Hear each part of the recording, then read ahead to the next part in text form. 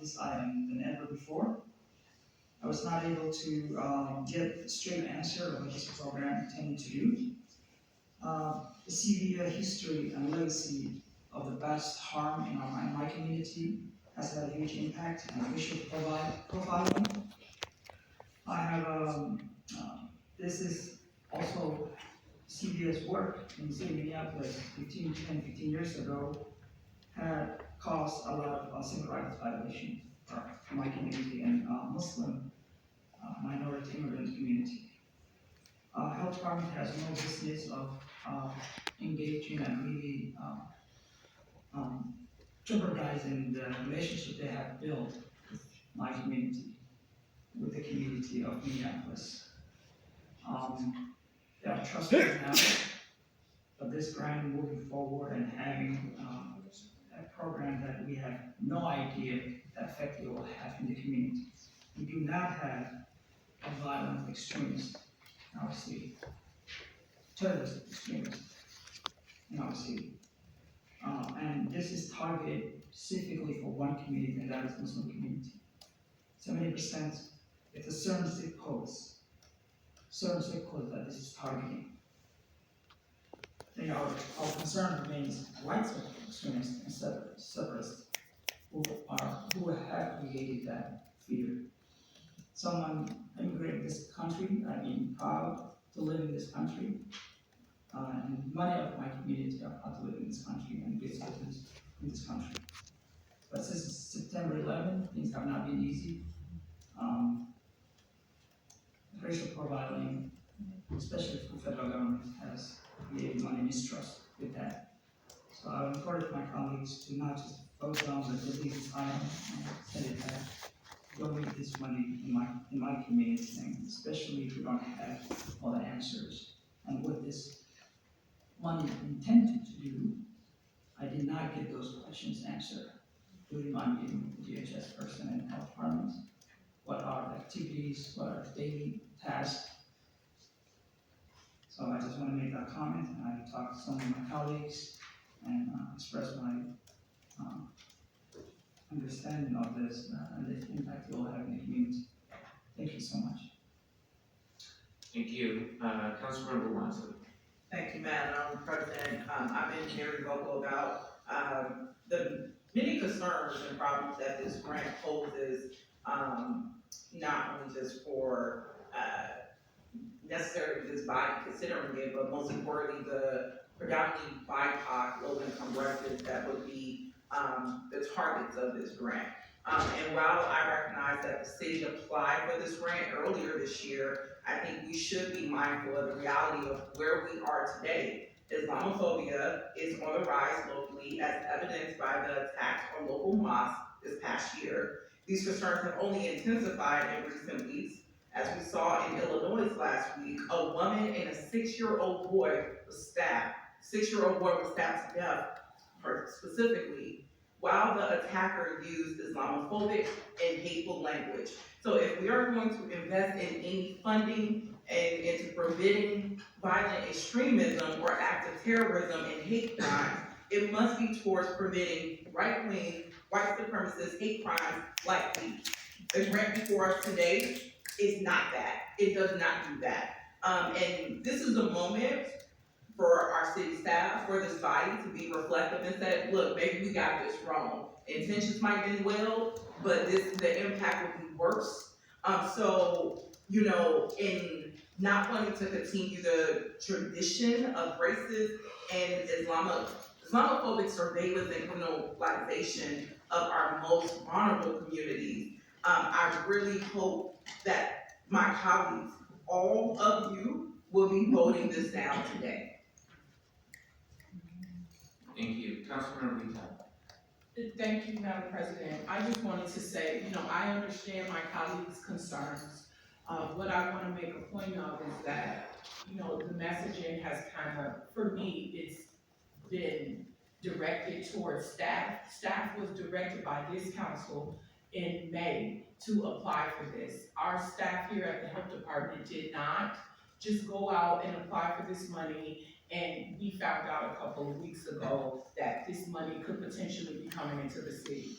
we granted that staff the opportunity with, a unanimous vote, except for Councilmember Goodman, who was absent, back on May 25th.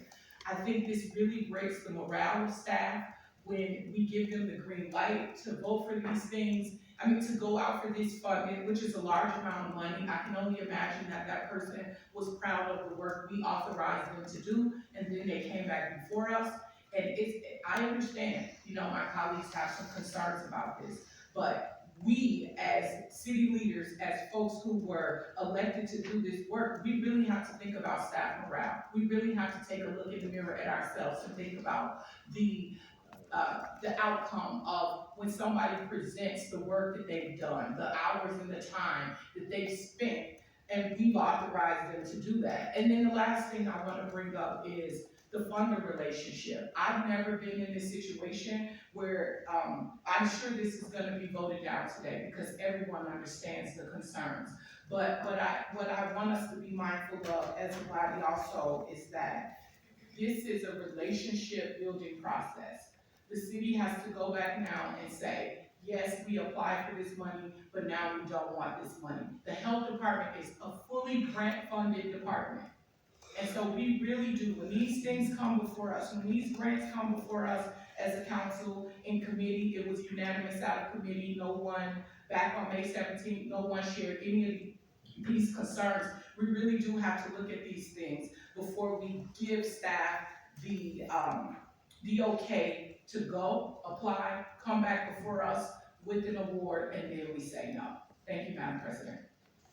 Thank you, Councilmember Vita. Councilmember Trentine. Thank you, Madam President.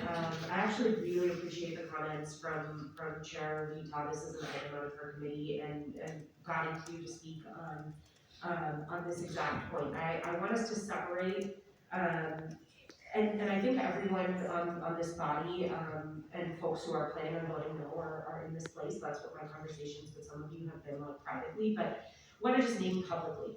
On this item, it's really important for us to separate the work of staff from the item itself. We have some really talented and brilliant people that work in the health department and do incredible work on advancing public health and our understanding of public health both in the enterprise and carrying out that work in the city. I have had only excellent experiences working with them, and like they should be appreciated for that work. And we should be clear that when we're speaking about this grant, we are not speaking about the work of staff. I don't think that any person in the health department walked into pursuing this grant with the intent of the potential impacts that we're talking about. I know for a fact that that's not true. So let's make that universally understood both on this body and name that publicly. Second, I'm gonna vote against this grant. I spoke about it last time, and I'm glad that we took the time to slow down and get a couple of weeks to dig in deeper into this grant, to dig in deeper and strengthen our collective understanding of programs and grants like these, strengthen our understanding of the legacy of